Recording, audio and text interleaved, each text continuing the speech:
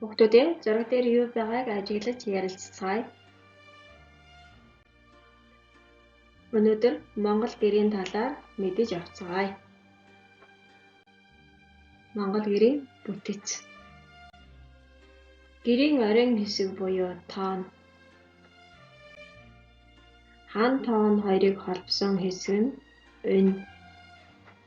Унийг ив нэгдлийн бэлэгдэл болгож ихэвчлэн үүлэн хээ, ивэр угалд, хошоо олдуу хийгээр чимгэлдэг байна. Гэрийн тулгуур хэсэг багна. Хан хаалга бат хамгаалалт хаалт буюу айлын өнгө үүднээсээ гэж бэлэгдэн гэрийн өөдрөг байхыг илэрхийлсэн утгатай нэгддэг. Шал тэгээд туурга, дээвэр, бүрээс